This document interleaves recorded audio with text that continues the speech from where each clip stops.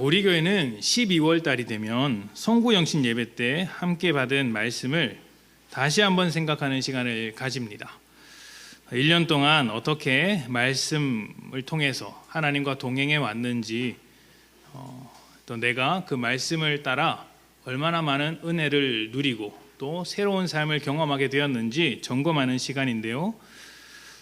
이런 시간을 통해서 송구영신 예배의 말씀을 받는 것이 단 한 번의 이벤트로 끝나는 것이 아니라 정말 우리 가운데 일하고 계신 하나님을 확인하고 또 우리에게 찾아온 변화가 무엇인지, 또 믿음과 성품이라는 열매가 얼마나 풍성해졌는지 확인해 보기 위해서 이런 시간을 갖습니다. 올해 우리에게 주신 말씀이 마태복음 28장 19절 말씀으로 가르쳐 지키게 하라는 이제 말씀을 받았는데, 우리는 이 말씀을 가지고 한 해 동안 잘 이끌어 왔습니다. 몇 가지를 주제를 정해서 말씀을 나누었는데요. 먼저 믿음의 기초를 다지는 믿음의 문을 열다 시리즈를 해왔고요. 또 가정생활에 대해서 다룬 하나님의 가정으로 살기라는 주제를 가지고 말씀을 나누었습니다.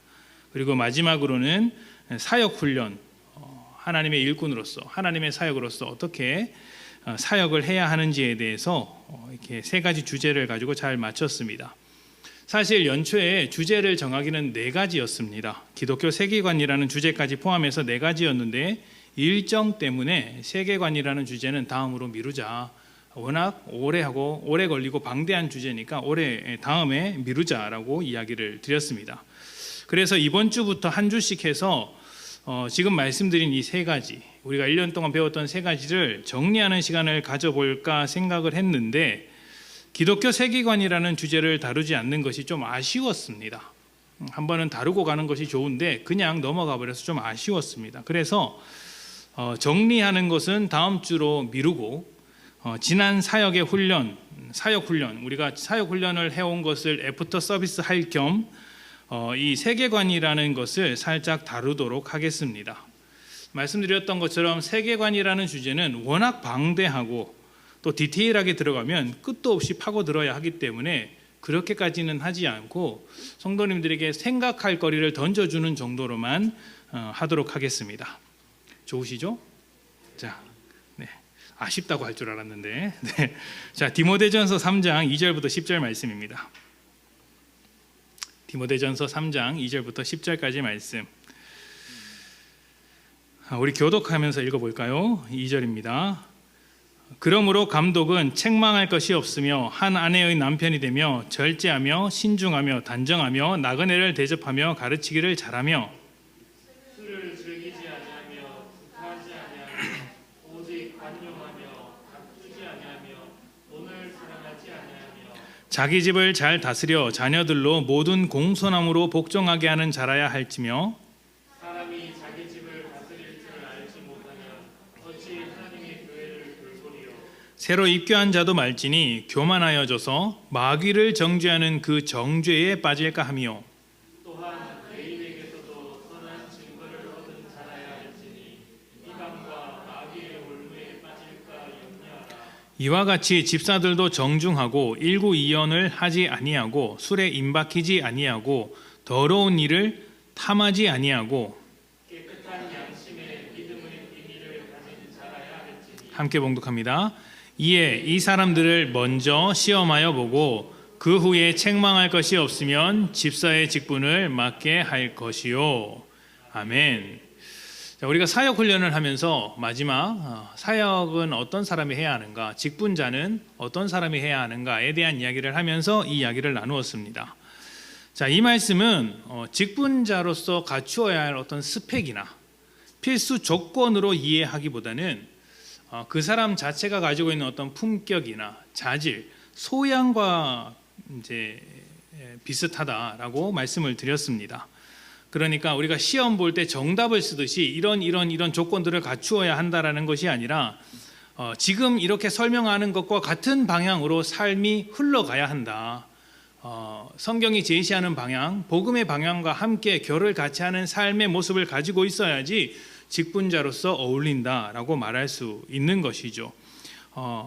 믿음이라는 것이 삶의 전반에 영향을 미쳐야 한다는 것입니다.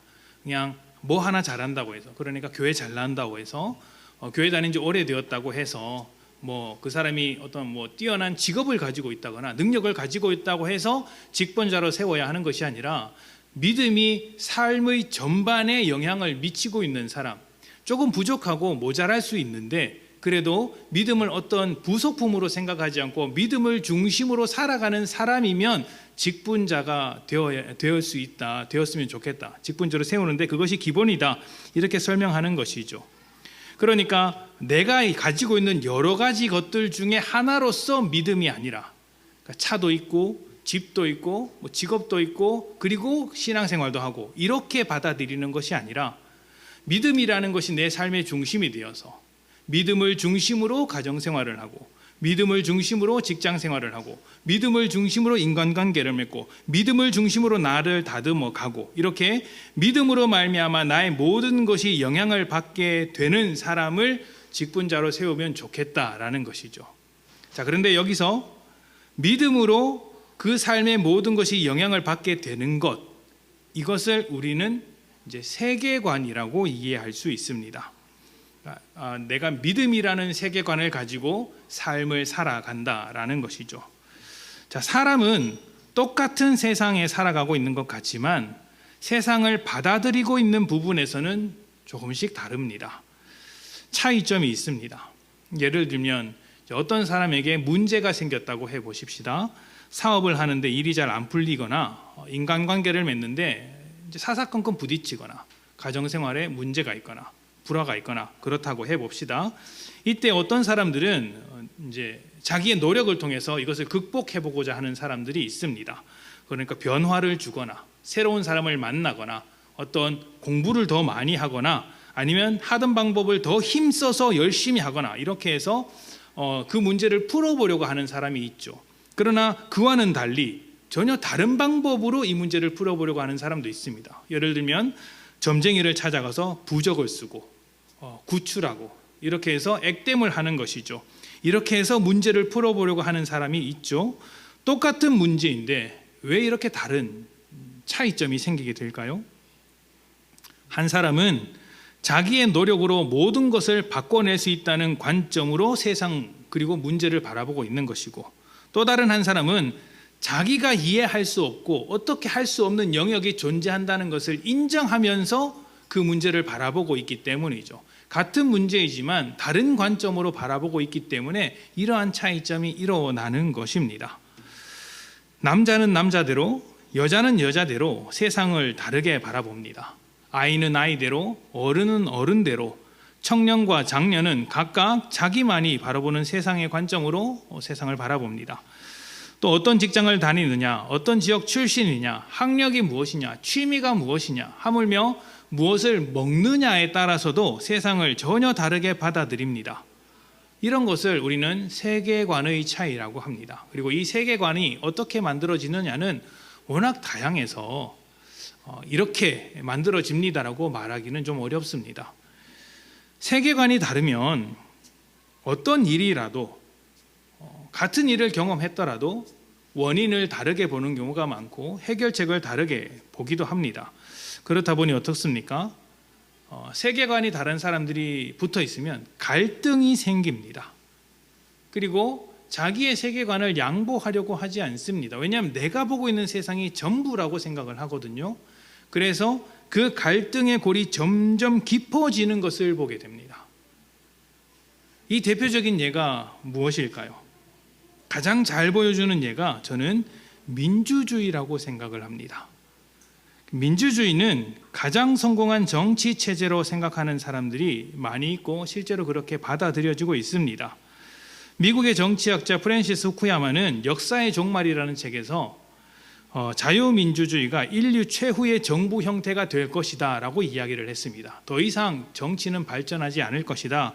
인류가 진보한 최종적인 형태가 민주주의다. 그래서 더 이상 발전할 역사가 없기 때문에 역사의 종말이다. 민주주의가 역사의 종말이다. 이렇게 이야기를 하고 있습니다. 그 정도로 가장 성공하고 위대한 정치 체제라고 인정을 하고 있습니다. 그러나 민주주의는 굉장히 많은 문제를 안고 있죠. 민주주의가 탄생한 아테네에서는 민주주의를 가장 이상적으로 생각하지 않았습니다. 오히려 정치 체제 중에 가장 나쁜 것으로 생각했었습니다. 또 유명한 철학자 플라톤은 민주주의는 가장 저급한 체계라고 이야기를 하면서 철학자가 왕이 되어서 다스리는 나라가 가장 훌륭한 나라다라고 이야기를 하기도 했습니다. 그러니까 민주주의가 말할 수 있는, 내세울 수 있는 장점이라고는 사실 딱 한 가지밖에 없습니다. 한 사람이 권력을 독점하는 일이 없다는 것이죠. 단 한 사람에게 권력이 몰려가는 것을 막을 수 있는 것이 민주주의다. 이것을 제외하고는 장점이라고는 없습니다. 그러나 제가 볼 때는, 순전히 제 관점인데, 제가 볼 때는 한 사람이 권력을 독점하는 것을 막지만 다른 한편으로는 모든 사람이 독재자가 되려고 하는 것이 민주주의 같습니다. 제가 볼 때는 그렇습니다. 왜냐하면 민주주의란 결국 다수결인데 다수가 항상 옳은 선택을 하지는 않기 때문입니다. 이게 문제죠. 민주주의는 옳고 그름을 판단하는 것이 아니라 다수가 선택하는 것을 옳은 것으로 받아들입니다. 문제는 그 다수가 결정하는 근거가 무엇이죠? 자기 만족, 자기 권리, 자기 이익, 자기 탐욕입니다. 그래서 민주주의에는 양보라는 것이 없습니다. 많은 쪽이 되면, 다수가 되면 옳은 것이기 때문에 굳이 양보할 이유가 없죠. 내가 힘이 있고 옳은데 왜 양보하겠습니까? 그래서 더 다수가 되기 위하여 이 갈등을 부추기는 측면이 있습니다. 민주주의 사회인데도 불구하고 우리가 합의가 되지 않고 계속해서 이 사회가 갈등이 심화되는 것이 아마 그런 영향이 있지 않을까 생각을 해봅니다. 지금 무슨 정치 이야기를 하려고 하는 것이 아니라 철학 이야기를 하려고 하는 것이 아닙니다. 네가 그렇게 문제를 잘 제기하면 네가 나가서 정치를 해라. 네가 이렇게 다른 정치 체제를 만들어라 라고 저한테 이야기하신다면 저도 뭐 뾰족한 방법은 없습니다. 다만 지금 이 세계관에 대해서 이야기를 하면서 이 세계관의 영역이 그만큼 넓다라는 이야기를 하고 있는 것이에요. 자, 그런데 이런 것입니다. 민주주의의 세상에서 살고 있는 우리가 교회 안에서는 어떻게 해야 하는가, 이 점을 말하고 싶은 것이에요. 자, 민주주의를 해야 합니까? 교회 안에서? 민주주의적 세계관을 가지고 교회 안에 들어왔습니다. 그러면 교회 안에서 민주주의를 해야 합니까? 자, 마침 우리 교회는 침례교회죠. 침례교회라서 교회 제도가 굉장히 민주적입니다. 목회자라고 해서, 또 직분자라고 해서, 교회 오래 다녔다고 해서 특별히 더 이제 별다른 신분을 가지고 있지 않습니다. 똑같은 성도 중에 한 사람이죠. 우리가 이제 몇 주 뒤에 사무처리회를 하는데 그 사무처리회 때 목회자도 한 표, 성도님들도 한 표, 이렇게 해서 모든 일을 투표로 결정을 합니다. 자, 그러니 그런 이제 체제를 가지고 있으니까, 그런 제도를 가지고 있으니까 교회는 민주주의로 이끌어가는 것이 맞을까요? 여러분이 원하는 것을 따라서 다수결의 원칙으로 교회 일을 결정하는 것이 맞습니까? 죄송하지만 그렇지 않습니다. 그렇지 않습니다. 교회는 민주주의가 아닙니다. 민주적인 절차를 따르고 있지만 민주주의는 아닙니다. 무슨 말이냐면, 민주주의라는 것은 국민이 주인이다, 국민이 주권을 가지고 있다, 이것 아닙니까? 그런데 교회의 주인이 우리가 아니라는 말씀을 드리고 싶은 것입니다. 우리가 교회의 주인이 아닙니다. 여러분도 교회의 주인이 아니고 저도 교회의 주인이 아니죠. 그래서 우리는 교회의 주인이 누구인지를 분명하게 먼저 이제 확인하고 이 부분을 짚어나가야 합니다. 교회의 주인이 누구십니까? 하나님이시고 예수 그리스도시죠. 그래서 우리는 주님의 뜻을 따라 교회의 모든 것을 결정해야 합니다. 다수결의 원칙으로 많은 사람들이 원하는 대로 교회를 결정하는 것이 아니라 하나님의 뜻이 무엇인지 분별하고 그 뜻을 따라 교회의 일을 결정해야 한다는 것이죠.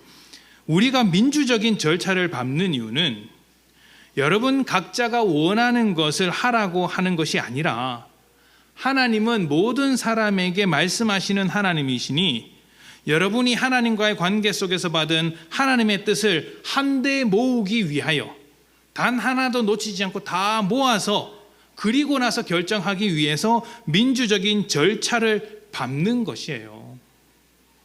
다 같이 모아서 우리가 함께 받은 하나님의 말씀이 무엇인지 확인해 나가는 시간인 것이죠. 모든 성도에게 임하신 하나님의 뜻을 다 같이 받는 것입니다. 핵심은 우리의 뜻이 아니라 하나님의 뜻에 있다는 것입니다. 직분자는 어떤 사람이겠어요? 내가 옳다고 판단하는 것대로 교회를 이끌어가는 사람이 아니라 하나님의 뜻을 따라 교회를 섬기며 만들어가는 사람입니다. 그래서 직분자는 이제 구조상, 질서상 남들보다 조금 더 앞에 나와 있는 사람이기 때문에 항상 자기의 뜻을 주장하지 않도록 경계해야 합니다. 잘못했다가는 자신의 뜻을 하나님의 뜻인 것처럼 포장하는 경우가 아주 많이 있기 때문입니다. 예를 들면 내가 기도 응답을 받았어, 내가 말씀을 통해 이런 음성을 들었어, 이렇게 말을 해버리는 것이죠. 이 말이 가지는 그 무거움을 충분히 이해하셔야 합니다. 대단히 무서운 말이에요. 교회 안에서 가장 무서운 사람이 옳은 말을 하는 사람이라고 합니다. 옳은 말을 하는 사람, 그 사람 앞에 서면 양심의 가책을 느끼고 내 잘못이 드러날까 봐 무서워하는 것이 아닙니다. 옳은 말을 하는 사람일수록 싸움꾼이기 때문에 무서워하는 것입니다. 양보하지 않아요. 옳은 말이니까 자기를 더욱 주장하게 되고, 그리고 마치 그것이 하나님의 뜻인 것처럼 포장해서 주장하더라는 것입니다. 그런데 옳은 말을 하는 사람 반대편에 있는 입장을 한번 들어보십시오. 그 사람은 뭐라고 하나? 그 사람도 자기가 옳다고 이야기합니다. 옳음과 옳음이 부딪히면 양보하지 않아서 갈등이 더 심해지는 거예요. 그러면 그 누구도 옳다고 할 수 없습니다. 서로 하나님의 뜻이라고 옳다고 주장하면서 갈등하다가 산산조각 나면 그게 하나님의 뜻이겠습니까? 하나님의 뜻이 교회가 산산조각 나는 것이겠어요? 관계가 끊어지는 것이겠어요? 그런 결과를 만들어내는 것 자체가 하나님의 뜻이 아니라는 반증인 거예요. 자기가 옳은 대로 하는 것이 민주주의입니다. 그러나 성경은 각각 자기 소견에 옳은 대로 행하였다라고 평가하는 그 사사시대를 악한 시대로 보고 있습니다. 우리는 자기가 옳은 대로 하지 않고 하나님이 옳다고 여기시는 대로 하는 것입니다. 민주주의에서는 내가 다수일 때 양보할 이유가 없습니다. 양보했다가는 그 다수의 자리마저도 빼앗길 수 있기 때문이죠. 그러나 교회는 다수라 할지라도 나에게 명분이 있고 힘이 있고 어떤 특별한 자리가 확보되어 있더라도 하나님의 오르심 앞에서 얼마든지 낮아질 수 있고 양보할 수 있어야 하는 것입니다. 왜냐하면 하나님의 뜻을 따라가는 사람들이니까요.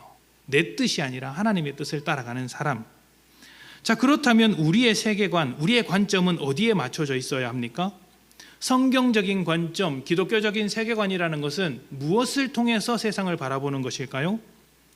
하나님이 옳다고 여기는 것을 먼저 생각하는 것입니다. 하나님의 관점으로 이 세상을 바라보는 것이 교회의 관점이어야 하고 예수의 이름으로 모인 우리의 세계관이어야 한다는 것이죠. 자, 디모데전서 1장 3절부터 4절입니다. 자, 다 같이 봉독할까요? 디모데전서 1장 3절부터 4절.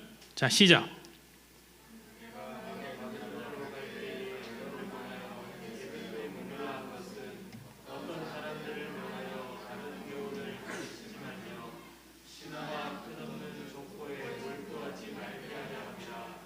이런 것은 믿음 안에 있는 하나님의 경륜을 이름보다 도리어 변론을 내는 것이라. 아멘. 우리가 앞에서 읽었던 그 디모데전서 말씀에서 직분자에 대한 이러저러한 설명이 나왔지 않습니까? 감독은 이렇게 해야 된다, 집사는 이렇게 해야 된다. 자, 이렇게 설명이 나오게 된 이유는 에베소 교회가 가지고 있는 문제 때문이었고, 또 그 문제를 다루어야 할 에베소 교회의 목회자가 디모데였기 때문입니다. 디모데는 상당히 이제 젊은 목회자, 젊다라고 말하기에도 부족한 좀 어린 목회자였고, 에베소 교회가 안고 있는 문제는 생각보다 교묘하고 복잡한 문제였기 때문에 디모데를 잘 가르치고자 이제 디모데 전서 후서를 쓴 것입니다. 자, 에베소 교회가 가지고 있었던 문제는 이제 우리가 방금 읽었던 1장 말씀에서 나오는 것과 같이 다른 교훈을 가르치는 자들이 있었다는 거예요. 다른 교훈. 여기서 다른 교훈이라는 것은 그러니까 교회 안에서 무슨 뭐 점술 이야기를 한다든지 불교 이야기를 한다든지 아니면 뭐 이상한 이제 이론들을 가져와서 이야기하는, 그러니까 누가 봐도 교회에서 해서는 안 되는 이야기를 하는 것이 아닙니다. 그런 것을 말하는 것이 아니라 겉으로 볼 때는 예수 그리스도의 이야기를 하는 것 같고 겉으로 볼 때는 하나님의 말씀을 이야기하는 것 같은데 그 속을 가만히 뜯어다 보면 하나님과는 전혀 상관없는 관점으로 바라보고 있는 것을 말하고 있는 거예요. 아주 교묘하게 성경의 껍데기를 쓰고 있는데, 그래서 헷갈릴 수 있는데 그 내용을 하나하나 뜯어보면 아닌 것입니다. 이런 것을 다른 교훈이라고 말을 하는 것이에요. 그리고 이 다른 교훈은 하나님의 경륜을 이루는 것이 아니라, 하나님의 뜻, 하나님의 계획을 이루는 것이 아니라 오히려 사람들 사이에서 변론을 내는 것이다 라고 이야기를 합니다. 이 변론이라는 것은 말싸움이에요. 말다툼. 그런데 그냥 말다툼 하는 것이 아니라 상대방의 말 꼬투리를 잡아가면서 하는 말다툼인 거예요. 그러니까 본질이 아니라 뭐 하나 말 실수하면 그걸 꼬투리 잡아서 계속해서 말싸움을 벌이는 것이죠. 이런 말싸움, 이런 변론은 결국 자기를 주장하는 것입니다. 내가 옳다는 것을 주장하는 것이죠. 자기의 관점으로 자기의 옳음을 계속해서 내세울 때 가장 좋은 게 무엇입니까? 상대방의 말꼬리, 말꼬투리를 잡고 물고 늘어지는 거예요. 너무 쉽게 이길 수 있어요. 그러면 하나님의 관점으로 옳으심을 내세우는 싸움이 아니라, 진리를 찾아가는 싸움이 아니라 그냥 겉으로 볼 때는 그런데 말꼬투리를 잡아가면서 자기를 계속해서 드러내려고 하는 것이죠. 자, 디모데전서 1장 5절부터 7절 말씀을 봅시다. 우리 다시 한번 다 같이 읽어볼까요? 자, 시작. 이 교훈의 목적은 청결한 마음과 선한 양심과 거짓이 없는 믿음에서 나오는 사랑이거늘 사람들이 이에서 벗어나 헛된 말에 빠져 율법의 선생이 되려 하나 자기가 말하는 것이나 자기가 확증하는 것도 깨닫지 못하는도다. 아멘. 자, 우리가 가지고 있는 참된 교훈의 목적이 무엇입니까? 5절에서 청결한 마음과 선한 양심과 거짓 없는 믿음에서 나오는 무엇이죠? 사랑이라고 이야기를 합니다. 거짓 없는 사랑, 진실한 사랑, 하나님을 닮아서 나오는 사랑, 이것이 우리가 가르치는 것, 우리가 말하는 것, 우리가 믿는 모든 것의 결과물이어야 한다는 거예요. 내가 아무리 신앙생활을 열심히 하고 교회 생활을 열심히 해도 하나님을 닮아 있는 그 성품 안에서 드러나는 사랑이 없다면 그것은 다른 교훈과 같다는 것입니다. 다른 교훈을 가르치는 자들은 겉으로는 하나님을 말합니다. 믿음을 말합니다. 그런데 사랑이라는 것에서는 벗어나 있다는 거예요. 자기의 옳음을 내세우는 것이죠. 자기의 옳음을 내세우기 위해서 가장 쉽게 할 수 있는 게 정죄입니다. 정죄. 너의 죄를 지적하는 나는 옳다인 것이에요. 그래서 7절에 보면 너희가 다 율법의 선생이 되려고 한다 이렇게 이야기를 합니다. 율법의 선생이라는 것은 아주 쉽게 지적질하는 사람이라고 보면 됩니다. 설교하는 사람, 지적질하는 사람 이런 것이죠. 저 같은 사람을 말하는 겁니다. 그러니까 앞에서 이렇게 계속해서 말을 하니까 말을 하는 저는 어떻게 보입니까? 훌륭해 보이잖아요. 그렇지 않습니까? 훌륭하게 안 보입니까? 여러분의 수준이 대단하신 겁니다. 그러면 자, 앞에서 이야기를 하고 있으니 이렇게 때로는 그 말씀이 우리의 어떤 양심을 찌르기도 하고 또 은혜가 되기도 하고 그러잖아요. 그러다 보니까 그 말을 하는 저를 훌륭하게 보는 경향이 없지 않아 있습니다. 그런데 이건 좀 살짝 새길로 나가는 것이지만 목회자가 훌륭해서 그런 감격이 찾아오는 게 아니에요. 절대로 아닙니다. 우리가 전하고 있는 이 말씀의 힘이 있기 때문에 말을 하는 사람의 힘이 있기 때문에 이 일이 일어나는 것이 아니라 이 말씀, 이 메시지의 힘이 있기 때문에 이 메시지를 주신 하나님께서 여러분에게 감격이 일어나게 하는 것이지 앞에서 전하는 자는 아무것도 아닙니다. 하나님이 원하신다면 저를 쫓아내고 주일학교 아이 중에 한 명을 세워서 은혜를 끼칠 수도 있어요. 왜 저를 세우셨느냐? 저는 여기 안 서면 도망갈 사람이거든요. 그러니까 도망가지 못하도록 여기 탁 못 박아 두는 겁니다. 어떻게 보면 제가 제일 부족하고 못난 사람일 수 있죠. 자, 어찌되었든 그렇게 이제 앞에 서서 말하는 사람이 정죄하는 수가 있고 그 정죄로 말미암아 자꾸 자기를 드러내려고 하는 그런 모습을 율법의 선생이라고 이야기를 하는 것입니다. 그러니까 그들이 다른 교훈을 전하는 자들이 지금 이렇게 말을 하는 거예요. 말씀으로는 다른 사람의 잘못과 모습을 잡아내는 것에는 아주 탁월합니다. 그러나 그게 전부라는 거예요.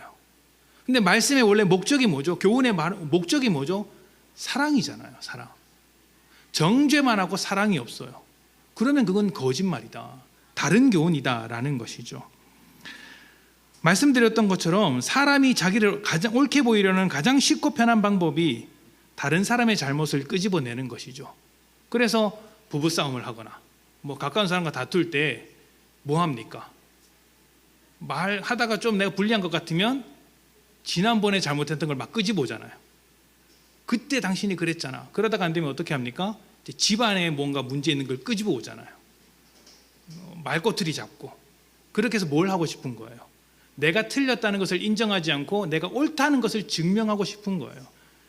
그걸 가장 쉽게 하는 방법이 꼬투리를 잡는 것이죠. 저희 아이는 아니고 익명의 어떤 아이와 이제 대화를 할 때가 있습니다. 이제 식사 시간에 대화를 하는데 며칠 전에 이제 식사를 이제 하면서 대화를 하는데 아이가 이제 늘 그러잖아요. 밥 먹으라고 하면 딴청 피우고 밥 안 먹다가 이제 이놈 하면 그때 밥을 먹죠. 그러면 이제 앉아서 제가 이놈 했다라는 것이 억울해서 이제 불평을 토로합니다. 그러면 저는 굉장히 원칙적인 이야기를 합니다. 엄마 아빠는 너를 밥을 차려주는 사람이 아니다. 그러나 너를 사랑해서 밥을 차려준다. 제때 안 와서 먹으면 치울 거다. 그리고 몇 번 치운 적이 있습니다. 억울했겠죠. 그래서 자기 억울함을 호소하고자 제가 말하다가 실수하거나 예전에 뭐 잘못했던 걸 가지고 와서 막 이야기를 해요. 그러면 저는 그걸 딱 거기 말려 들어가면 안 되니까 다시 끊고 다시 이제 오늘의 잘못을 이야기하고 거기서 대화를 끝냅니다. 그러면 이제 식사 자리 끝나고 아내랑 대화를 하죠. 야, 얘는 왜 이렇게 누구를 닮아서 이렇게 말꼬투리를 잡을까? 왜 이렇게 말꼬투리를 잡을까? 그러니까 아내가 이제 저를 보면서 그러죠. 당신 닮아서 그렇다고. 당신 닮아서.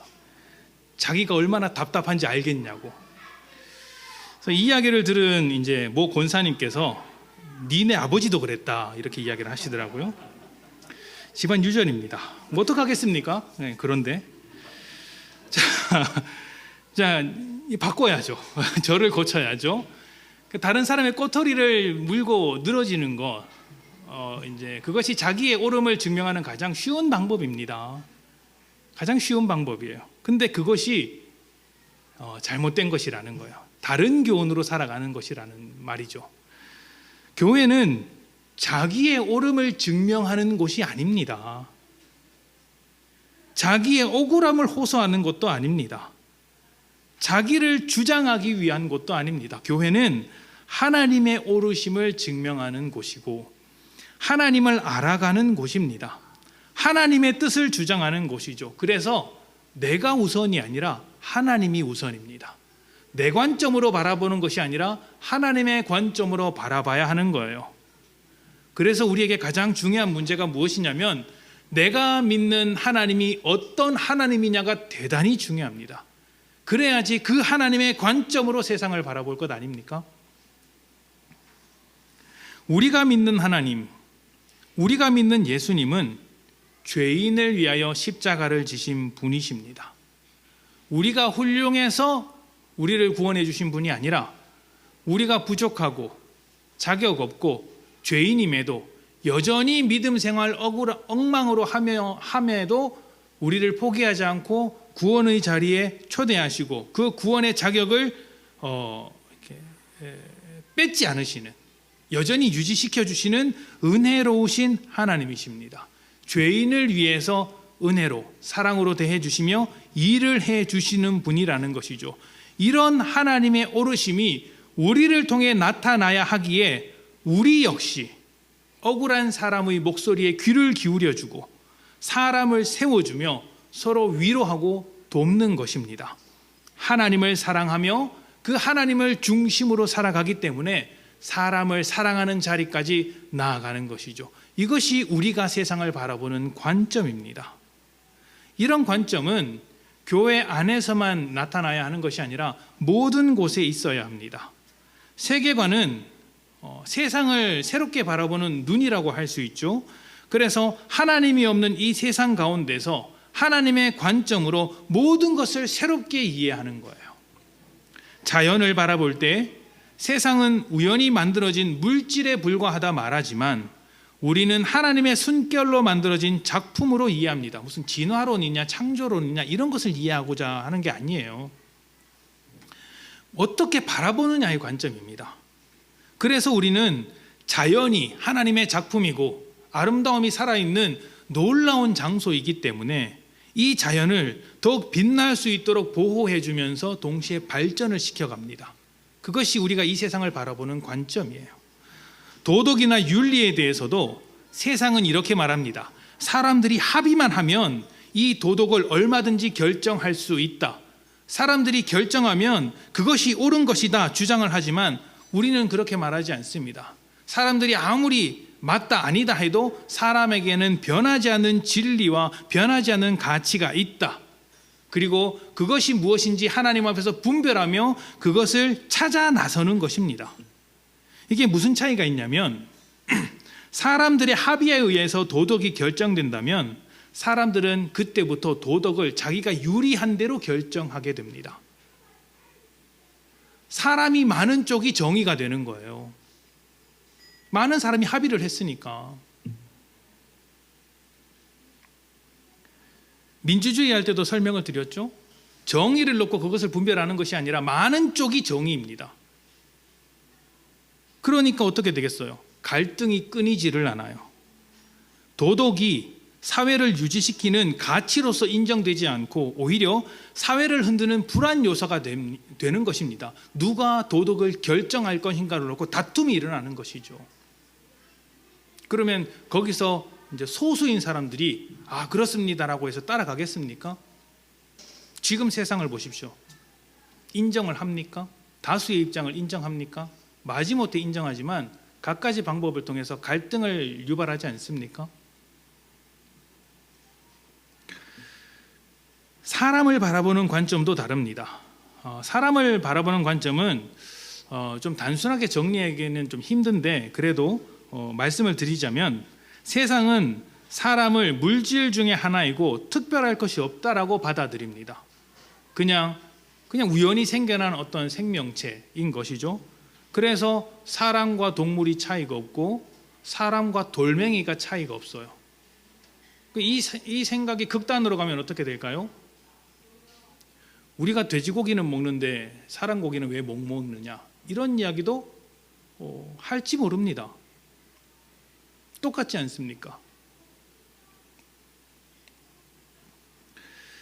또 한편으로는 사람의 이기심을 바라볼 때 생존을 위해 필연적으로 갖추어야 할 것으로 이해합니다. 이기심이란 사람이 당연히 가지고 있는 것이고 또 갖추어야 하는 것이다. 자, 그렇다면 우리에게 있어서 사랑이라는 것은 이기심을 채우기 위한 용도일 뿐 그 이상의 가치를 지니지 않습니다. 어디서 제일 문제가 일어날까요? 가정에서 문제가 일어나요. 가장 기본적인 사랑의 공동체인 가정에서부터 이기적인 태도로 바라보는 것입니다. 요즘 그런 이야기 하잖아요. 내가 결혼 괜히 했다고. 왜 결혼 괜히 했다는 이야기를 할까요? 이기심이라는 관점에서 보니까 그런 거예요. 우리 가정 시리즈를 할 때 다루었던 주제이기도 합니다. 나를 중심으로 바라보니까 다 못마땅한 거예요. 우리 왜 부부가 되었죠? 하나님께서 왜 우리를 부부로 만들어 주셨죠? 서로 채워주려고. 근데 우리는 서로 체험 받으려고 가정을 꾸렸다라는 거예요. 그게 이기심으로 가정을 만들었다는 것입니다. 그러나 하나님의 관점으로 본다면 이런 관점들이 사라지죠. 새로운 관점이 들어옵니다. 사람은 물질 중에 하나가 아니라 하나님의 형상입니다. 하나님의 성품과 하나님의 품격과 하나님의 인격을 지닌 매우 고차원적인 존재이고 매우 특별한 존재입니다. 굉장히 특별하고 굉장히 특별하게 살아갈 수 있습니다. 인권이라는 것이 생기게 되죠. 또 자신의 삶을 채우는 이기성을 인정합니다. 그러나 이기심은 거절합니다. 이기성이라는 것은 이제 나를 위해서, 내가 이롭기 위해서 조금 더 열심히 살아가는 거예요. 나에게 만족을 주는 삶을 사는 것이죠. 그런데 이기심은 그게 전부인 거예요. 그게 전부인 것으로 살아가는 것을 이기주의라고 이야기합니다. 그런데 그러한 모습, 나만을 위해서 살아가는 모습은 하나님의 형상으로서 어울리지 않기 때문에 그 삶을 반대하는 것입니다. 나를 위해서 살아가되 나를 위한 삶으로만 살지는 않습니다. 나와 함께 다른 이들과 더불어 살아가려고 합니다. 그렇기 때문에 우리는 공적인 영역에서 책임을 감당할 수 있는 거예요. 공적인 영역에서. 이 공적인 영역에서의 활동은 사실은 파고들면 결국에는 기독교적인 관점과 가치를 가지고 세상을 구성하고 있기 때문에 이제 할 수 있는 일들이에요. 이 공적인 영역이라는 것이. 근데 지금 사회에서는 자꾸 그것들을 깎아내고 파괴시키고 있죠. 그래서 공적인 영역이 많이 흔들리고 있어요. 모두가 인정하는 가치들이 흔들리고 있죠. 그러니까 다수의 힘으로 모든 것을 결정하는 시대가 되어가고 있다라는 것입니다. 시간이 좀 더 길면 더 많이 이야기를 하겠는데 이거는 나중에 한번 정리해서 이야기를 하도록 합시다.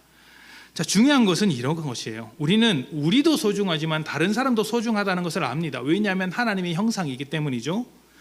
나뿐만 아니라 다른 사람도 하나님의 형상으로 지음받은 고귀한 존재들이기 때문에 이 사람들을 포기하지 않아요. 내가 나를 포기할 수 없듯이 다른 사람도 포기하지 않습니다. 하나님을 닮은 내가 하나님을 닮은 또 다른 형상을 포기할 수 없죠.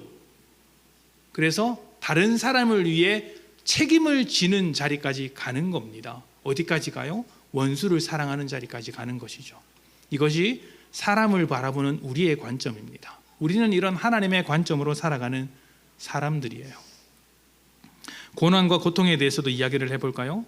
고난과 고통이 찾아오면 세상은 자기에게는 문제가 없고 다 밖에서 문제가 생긴 것으로 받아들입니다. 이 사회가 문제고 다른 사람이 문제고 외부에 문제가 있다. 그래서 사람들은 항상 억울하죠. 이 억울함을 해소하기 위해서 이제 싸워야 하죠. 또 다른 갈등의 요인이 됩니다. 그러나 그리스도인은 이 고난과 고통의 원인을 죄에게 묻습니다. 죄. 그래서 우리는 죄와 싸우는 거예요. 죄가 이 세상을 다스리기도 하지만 어디에 있습니까? 우리가 죄인이기 때문에 우리 속에 있잖아요. 그래서 어떤 고난과 고통이 찾아오면 우리는 우리 속에 있는 죄와 싸우는 거예요. 내가 잘못해서 이런 고난이 찾아왔다라는 개념이 아니에요. 죄가 통치하고 있기 때문에 내 속에 있는 죄와 먼저 싸운다라는 것입니다.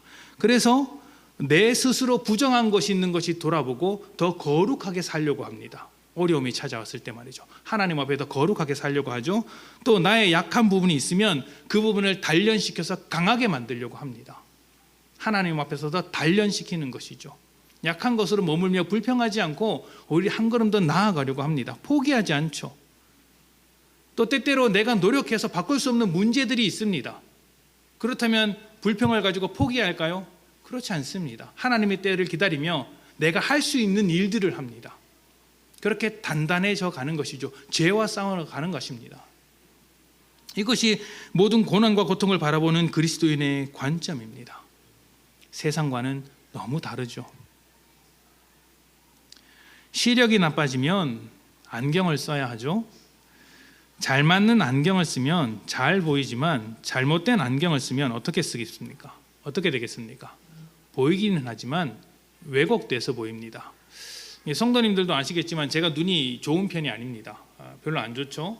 그래서 병원에 가서 이제 안경을 맞추고 렌즈를 맞춰도 이게 맞출 수가 없어요. 초점이 안 잡힌다고 합니다. 그래서 저는 안경을 쓰면 어지러워요. 책을 못 봅니다.